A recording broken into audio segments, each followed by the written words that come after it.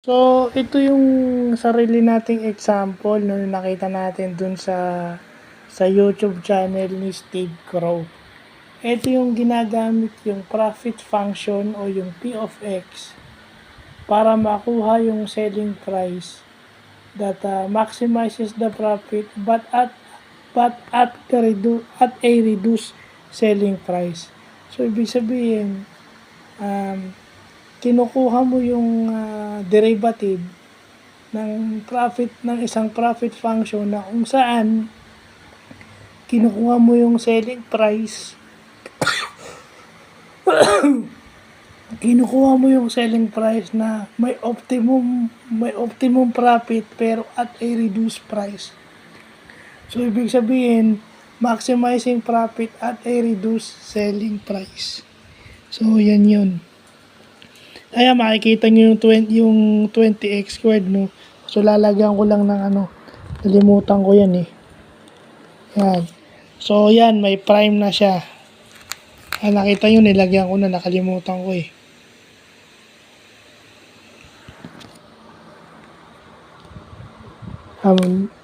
Yan, nilagyan ko. Yung makita nyo prime, yung nakita nyo prime dyan, yan yung derivative, yung P prime of X.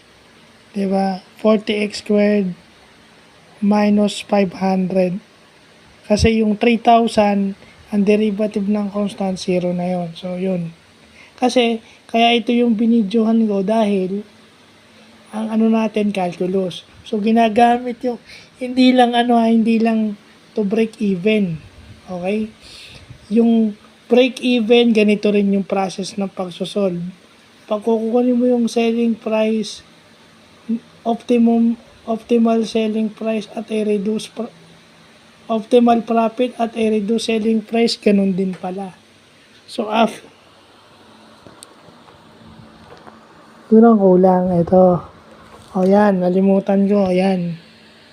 O yan. After mong yung equation, equate mo sa 0. So pag na-equate mo na siya sa 0, ayun, pwede na. Yun lang naman ang process dun, eh. Pag na-equate mo sa 0,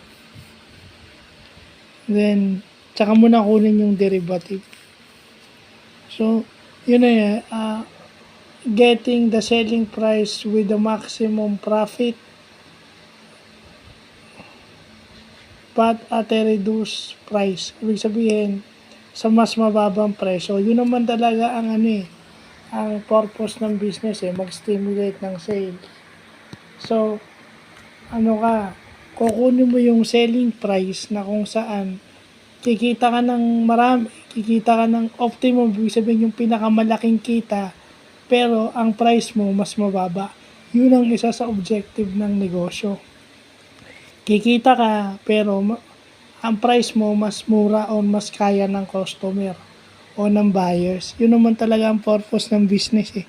So yan, ginagamitan din ng calculus pala yan. So, yun lang po.